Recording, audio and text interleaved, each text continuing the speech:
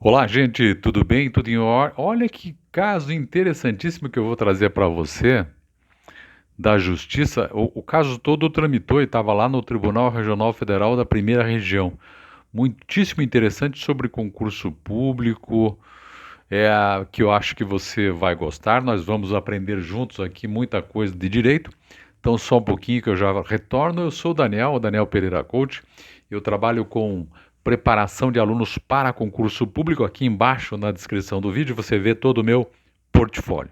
Aqui embaixo tem o modo, a metodologia que eu ensino para que você consiga passar em concurso público. Tem materiais, tem uma série de coisas só para você. Dê uma olhada aqui embaixo.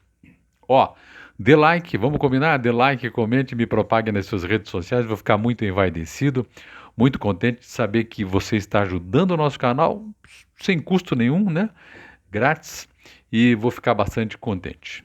Vamos lá agora, direto ao ponto, sem nenhuma enrolação, sem nenhuma edição do vídeo. Estou tirando do site migalhas e aí vou fazer uma interpretação da notícia, né? Vou fazer uma reação explicando melhor a notícia, porque o site Migalhas é um site direcionado para a comunidade jurídica. Então tem uma série de tem uma linguagem mais jurídica e eu vou explicar aqui. Vamos lá?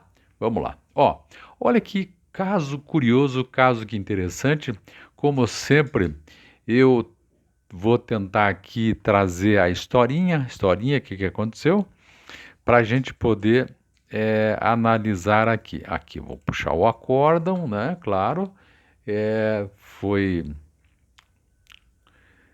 foi devidamente representado por advogado, né? Exatamente, que é o seguinte. Olha que interessante.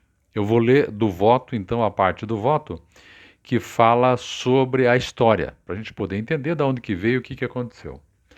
A desembargadora federal Kátia Balbino é que é a relatora, tá? Ela diz o seguinte: a controvérsia, quer dizer, o que que trouxe aqui o caso no judiciário, a controvérsia devolvida a esta corte versa sobre as ilegalidades, então, algo que fugiu da lei, né? As ilegalidades das correções das questões B e D, específico B1 e D2, da prova discursiva da autora, então, para o cargo de analista tributário da Receita Federal. O edital é de 2022. Legal? Muito bem. O que que acontece aqui? Duas questões dentro da prova discursiva. A pessoa que recorreu ao judiciário disse: essas duas questões, elas versam sobre, elas estão aí e são ilegais. Normalmente, e por que que eu achei interessante trazer para você isso aqui? Normalmente na justiça, a justiça modifica resultado de prova, modifica, mas em casos extremos, por exemplo, a justiça, que é uma coisa muito recorrente, inclusive, infelizmente, a justiça não interpreta a questão de prova dizendo que a pessoa está certa ou está errada. A questão da prova tem que ferir direito da pessoa no sentido de que ocorreu uma ilegalidade ou eventualmente alguma inconstitucionalidade. É por isso que a justiça existe. Legal? Então é isso. Aí, continuando aqui, diante disso, dessa balbúrdia judicial, o juízo de primeiro grau, isto é, o juiz lá de baixo, né?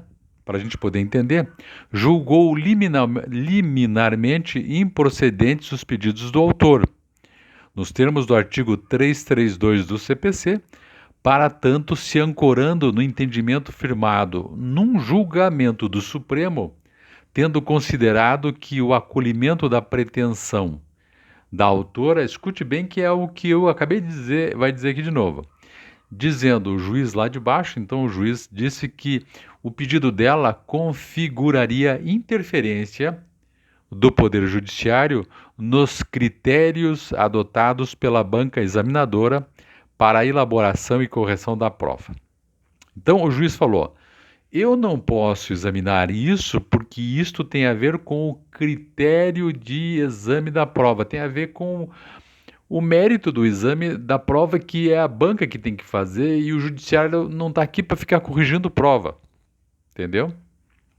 Isto é, o juiz afastou uma suposta ilegalidade naquelas questões. Disse, isso não é problema de justiça, isso não é problema de legalidade, isso é problema de interpretação que a banca está dando para as duas questões. Olha que interessante.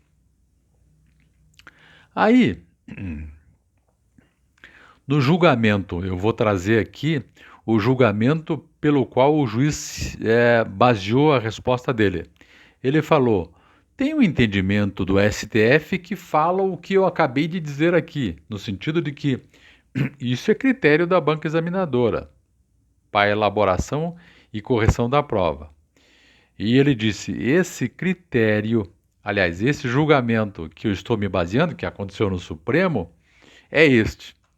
Aí, a desembargadora federal, que está examinando este caso, trouxe o julgamento aquele que o Supremo havia julgado. Olha que interessante. Então, no julgamento, para ela fazer, para ver se é isso mesmo, né?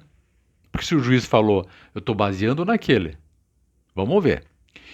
No julgamento do mencionado recurso extraordinário número tal, lá do Ceará, realizado em repercussão geral, quer dizer, que o Supremo diz que tem que obedecer, o Supremo fixou a tese vinculante, quer dizer, que os juízes têm que obedecer, de que os critérios adotados por banca examinadora de um concurso não podem ser revistos pelo Poder Judiciário. Porque senão, como eu disse, o Poder Judiciário vai ficar corrigindo prova, porque todo mundo vai querer que o Poder Judiciário analise a sua prova.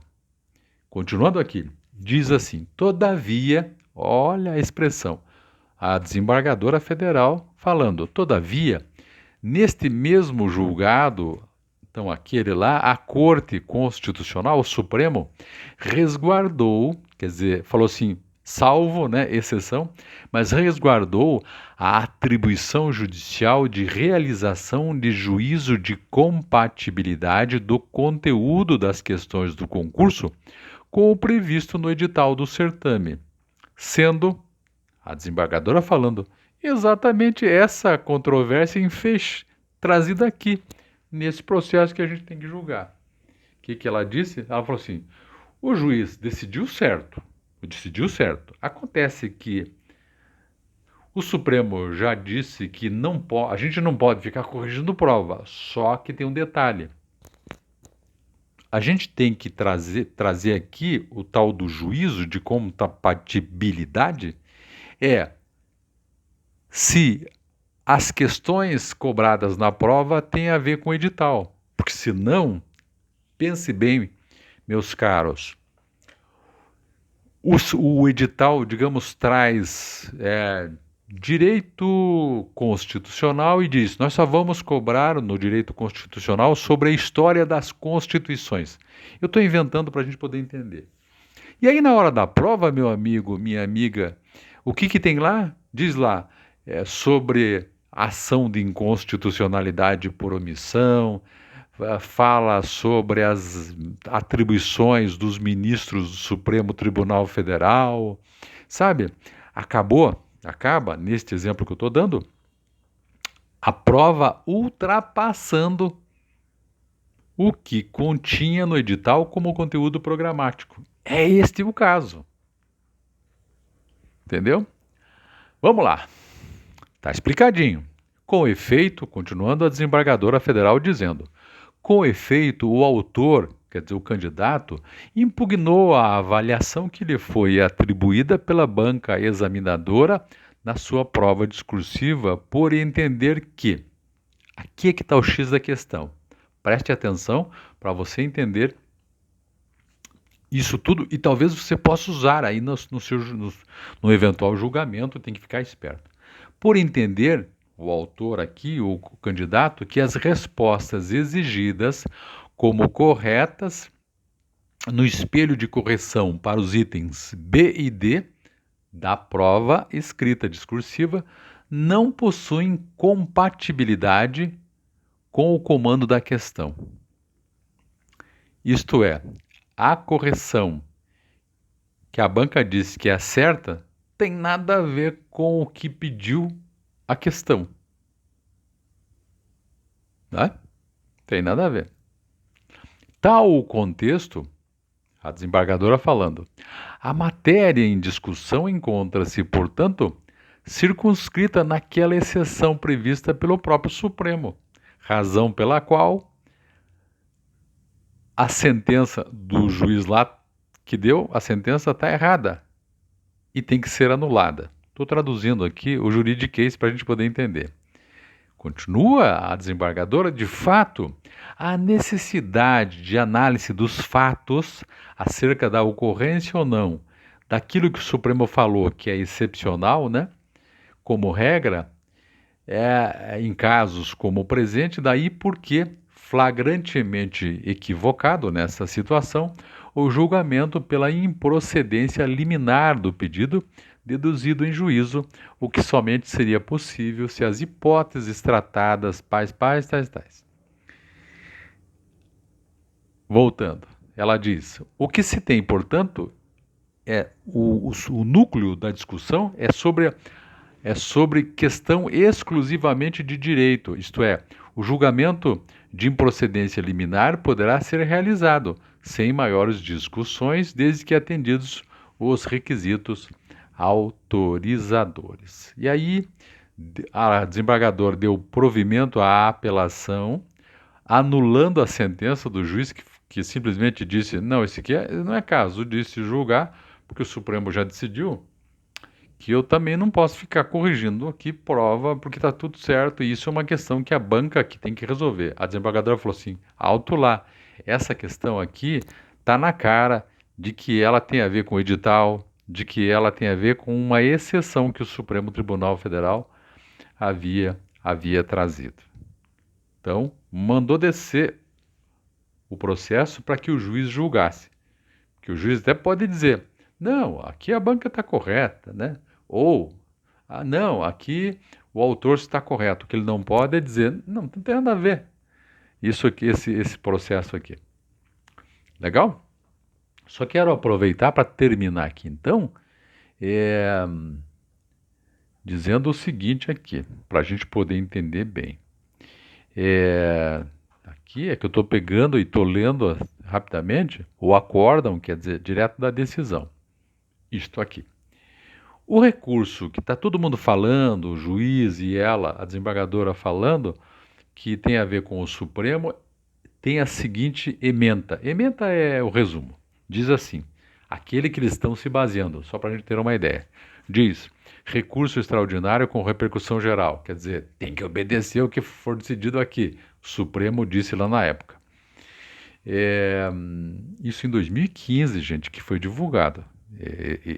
Esse recurso que ficou como modelo. Aí lá diz, o ministro Gilmar Mendes foi o relator. Diz o seguinte, concurso público, correção de prova.